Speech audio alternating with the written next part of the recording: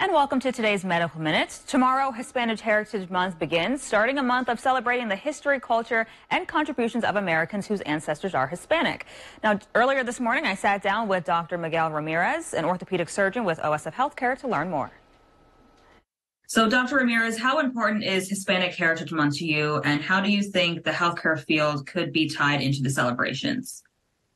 Well, the Hispanic Heritage Month is very important to me for obvious reasons. I'm from Dominican Republic and I've immigrated to the United States a few years ago. So it's a topic that's very dear to my heart. I think it's very important as an awareness tool for healthcare and healthcare providers, because there is a significant healthcare gap between the care that Hispanic Americans receive.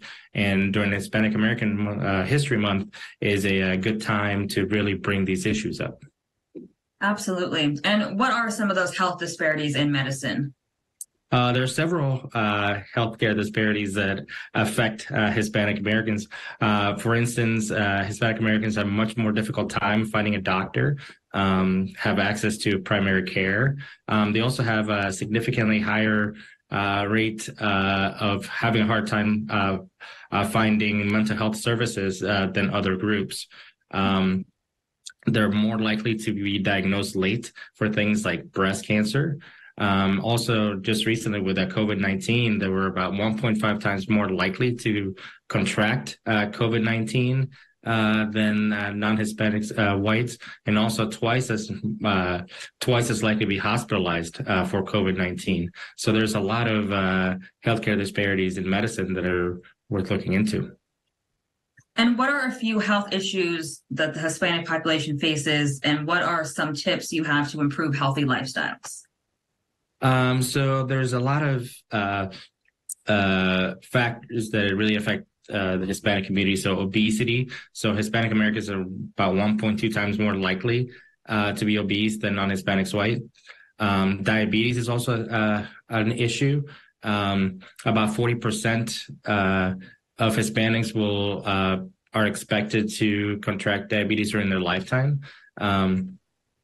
As well as hypertension. Nearly 1 in 4 Hispanic Americans have hypertension. So these are conditions that can be treated with appropriate primary care. So the things that we encourage is to really seek out primary care providers, so we can really be in touch with and check your blood sugars and blood pressure, things like that. But also dieting as well. A lot of the diets in Hispanic culture tends to be high in fats and carbohydrates, which promote diabetes and hypertension. So education on some of these things can be very valuable for that.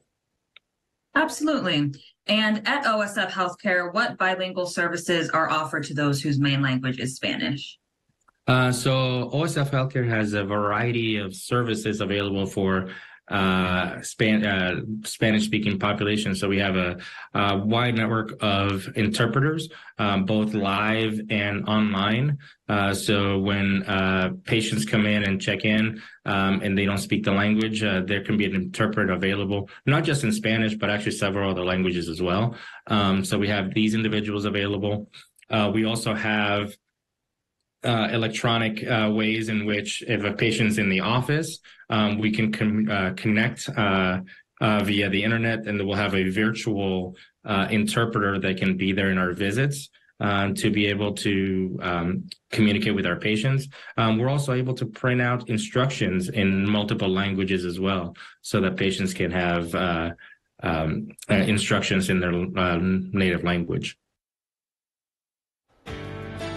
And if you or someone you know would like to join us here on Community Corner, you can head to our website, 25newsnow.com, and fill out the submission form that you see there on the right-hand side. And if you would like to check out this interview again, it'll be available on our website, 25newsnow.com, right after our 11 o'clock newscast. Stick with us. All of your entertainment news is coming up.